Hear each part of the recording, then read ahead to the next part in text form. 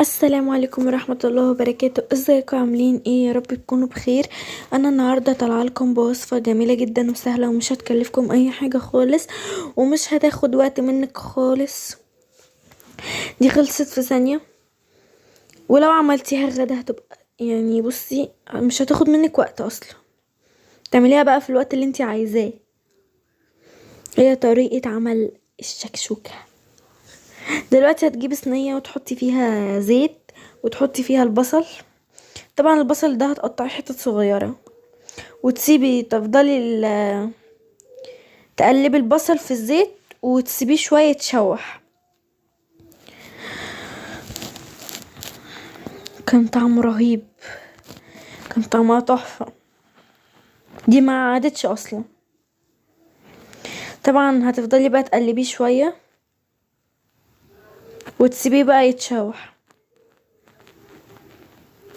اهو انا بوريكم.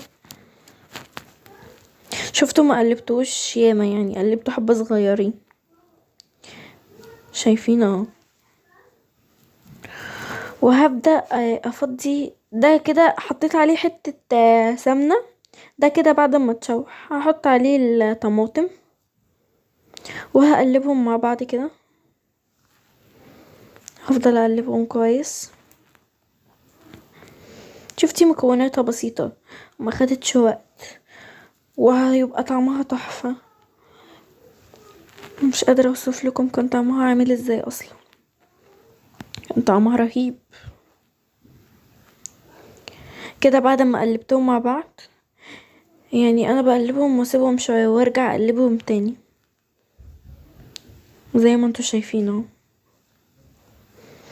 مش بقلبهم طول ما هي على النار، لا. كده بعد ما اتسبكت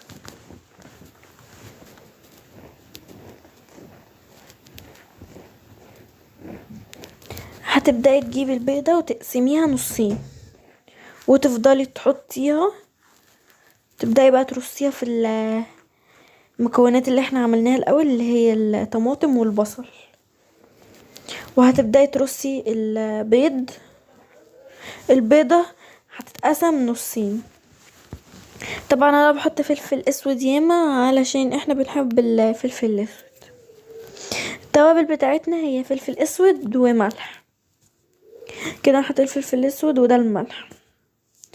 طبعا هبدأ بقى هقلب فيهم الفلفل الاسود والملح وهبدأ احطها في الفرن.